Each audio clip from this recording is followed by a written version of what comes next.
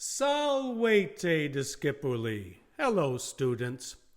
In this video, we will review the two types of sentences we have learned so far, and then we will experience together our first short story in Latin. Enjoy. Okay, so far we have learned two different types of sentence. The first type is what I would call an A equals B sentence. And the equal sign basically stands for the Latin word est, which means is. So this sentence type is always going to be one word or a name is, the Latin word est, another thing, and that is going to be the B side. Now, the B side could be, for instance, our first sentence, Caecilius est pater. Caecilius is the father. In this case, the A side of the sentence is a name, and the B side is what the name is. Another possibility, Coquus est iratus. The cook is angry. In this case, it's not a name. It's a noun for a type of a person.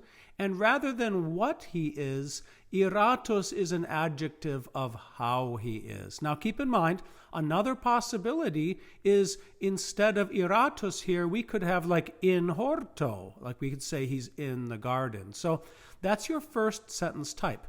We have learned another sentence type, what we call the verbal sentence. In this case, instead of just the word is, est, you're going to have a verb that expresses a more complex action. And almost all the time, that verb, whatever it is going to be found at the end of the sentence.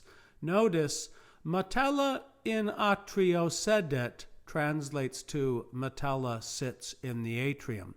It would not be a good English translation to leave that Latin word order. So if you translated this in English to Metella in the atrium sits, it's not quite as good as bringing that verb up to the next to the noun. So Metella sits in the atrium is the best translation. And so now, your first true story. The story is entitled Cerberus, which means dog. First sentence, Caecilius est in horto. Don't just look at the translation as it unfolds. Make your best effort to translate yourself first using either the dictionary at the back of a textbook or an online dictionary. And it's always good to write everything out by hand yourself as additional practice. So don't just think your translation, write it down. Caecilius est in horto. Caecilius is in the garden. Caecilius in horto sedet. Caecilius sits in the garden. Servus est in atrio. The slave is in the atrium. Servus in atrio laborat. The slave works in the atrium. Metella est in atrio. Metella is in the atrium. Metella in atrio sedet. Metella sits in the atrium. Now, so far, I'm going to be honest, this story has not been very exciting. All this story has been so far is this person is there, this person does this there. The story's going to pick up a little bit very soon. Quintus est in tablino. Quintus is in the study. Quintus in tablino scribit. Quintus writes in the study. Cerberus est in via. Cerberus is in the road. Cerberus is the name of the dog. Okay, now the real story's going to begin. Coquus est in culina. The cook is in the kitchen. Coquus in culina dormit. The cook sleeps in the kitchen. Now, maybe he's not supposed to be doing that. Maybe because he's asleep, something could happen in his kitchen that shouldn't happen in his kitchen. Such as Cerberus intrat. Cerberus enters. He does not want a dog in the kitchen, but it's happened because he's asleep. Cerberus circumspectat.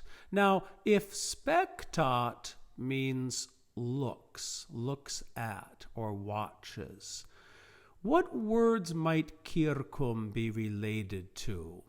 It maybe reminds you of the word circle, and circumspectat means looks around. Cibus est in mensa. Food is on the table. Now, ordinarily in means in, but sometimes it can mean on if that would be the best sense. Obviously, the food is in the table doesn't make any sense. So in this case, cibus est in mensa, food is on the table. Keep in mind, there's another possibility here. Rather than say food is on the table, you could translate this as there is food on the table. Canis salit. The dog jumps. Now, if you haven't already noticed, there is no word for the in Latin. You can supply it to make a more natural English translation if the sentence seems to require it, but Latin did not have any words for the, and it doesn't have any words for like a or an either. Canis in mensa stat. The dog stands on the table. Again, none of this should be going on, and it wouldn't be going on if that cook wasn't asleep. Grumio stertit. Grumio snores. Canis latrat. The dog barks. Grumio surgit. Grumio gets up. Now, this verb can mean gets up as in gets up from a chair. It can also mean gets up in the sense of wakes up. Coquus est iratus. The cook is angry. Pestis forcifer, coquus clamat. Pest, scoundrel, shouts the cook. Cerberus exit. Cerberus goes out. Now, the English word exit means goes out, and this is where that word comes from. You're going to learn that it, all on its own, this is actually the part that means goes, and the ex is a preposition that means out of.